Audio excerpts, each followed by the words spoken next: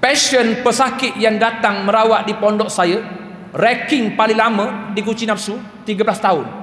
Dia kahwin, suami isteri kahwin 13 tahun. Suami cikgu, isteri cikgu. Saya ingat lagi kes ni. 13 tahun kahwin, tak pernah boleh bersama. Masya Allah. Suami masih teruna, isteri masih dara. Orang Terengganu kata apa? Barang dalam plastik bawah. Orang Terengganu kata barang dalam plastik bawah. Apa maksud barang dalam plastik? Masih dara dan teruna. Bayangkan 13 tahun kahwin. Orang Terengganu cakap apa? Mu tengok aku tengok mu. Tak boleh bersama. Ini paling banyak. Dan juga tanda-tanda ni pernah saya dapat aduan. Suami nafsunya dikunci, angry bird-nya seolah-olah macam mati pucuk. Banyak kes ini. Jangan gurau, jangan kita sembang. Orang tak kena tak tahu. Ada satu kes yang saya rawat, fasah. Ni, waktu tu Ustaz Yaakob Yusra ada. Saya ingat lagi, malam tu saya rawat Ustaz Yaakob Yusra, kenal Madat. Dia ada malam tu. Dia menangis. Dia kata apa? Ustaz Pin, saya tak pernah tengok lagi kes macam ni. Apa cakap dia?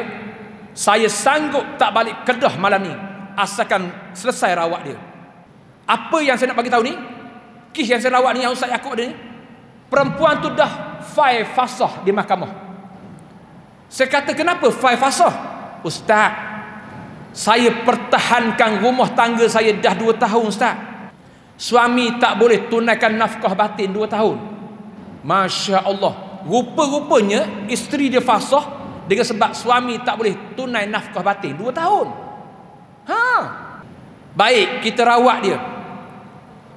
Waktu kita rawat dia, tiba-tiba kerasukan. Aku sakit hati.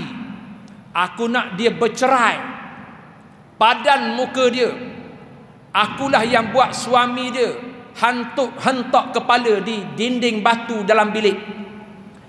Akulah yang buat suami dia bawa kereta di tengah-tengah highway, berik mengejut, suruh orang langgar di belakang.